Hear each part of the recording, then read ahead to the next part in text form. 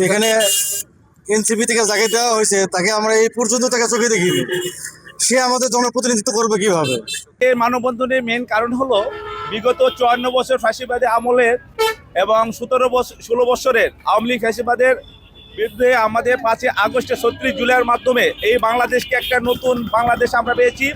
এই নতুন বাংলাদেশ বিনির্মাণে আমাদের ঢাকা 19 আসনে যারা মাটি ও মানুষের পাশে থেকে বিগত 1.5 বছর 18 মাস যারা আমাদের সঙ্গে রাজনীতি করেছে, এই বৈষম্য মুক্ত একটা সমাজ গড়ার অঙ্গীকার নিয়ে রাজপথে সর্ব অবস্থায় সক্রিয় সচেতন ভূমিকা পালন করেছে। আমরা চাই এরকম সচেতন ব্যক্তি সম্পন্ন ব্যক্তিকে দিয়ে ঢাকা 19-এ নির্বাচন করা হোক।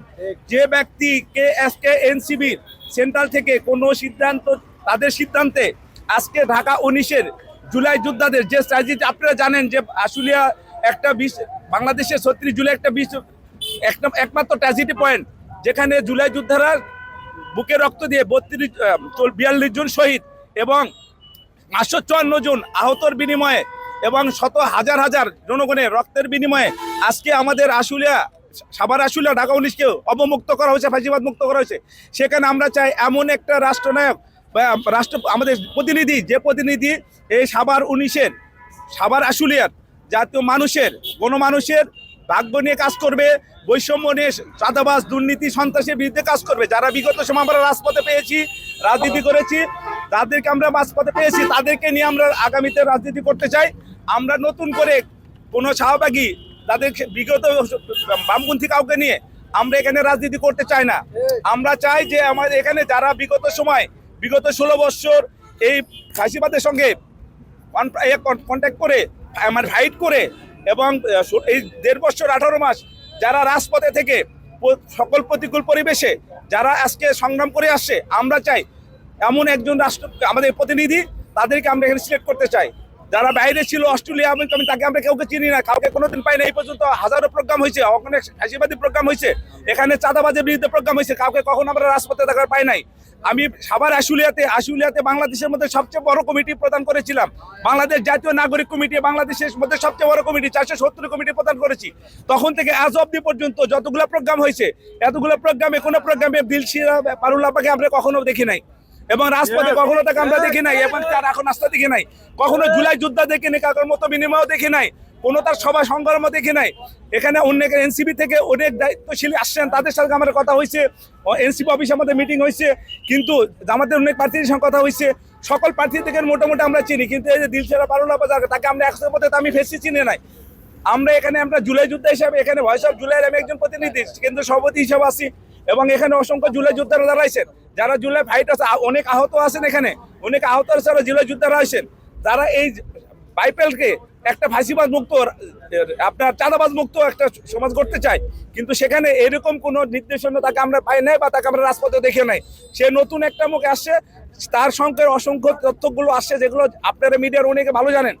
তো আমরা চাই যে এখানে এই সাভার আশুলিয়া এই ঢাকা 19 আসনে এমন একজন ব্যক্তিত্ব দেওয়া হোক, যার মাধ্যমে সাভার আশুলিয়া 19 আসনটাকে যেন সুন্দর, সাম্প্রদায়িক, চাঁদাবাজ মুক্ত, বৈষম্য মুক্ত একটা সমাজ তৈরি করতে পারি, এখানে একটা আসন যেন তৈরি হয়। এই জন্য আমরা চাই এই দিলশিরা পারুল আপাকে আমাদের এখানে প্রত্যাহার করে, আমাদের যারা রাজপথে বিগত সময় সংগ্রামে মাঠে আমাদের রাজপথে সহপাঠীকে আমাদের সংগ্রাম করেছে, এরকম ব্যক্তিত্ব সম্পন্ন ব্যক্তিকে চাই আমরা। যদি মনোনয়ন দল যদি না করে, আমরা প্রাথমিকভাবে সুন্দরভাবে রাষ্ট্রীয় ব্যবস্থা, আমাদের নাগরিক অধিকার দিক থেকে আমরা তাদেরকে অবগত করলাম।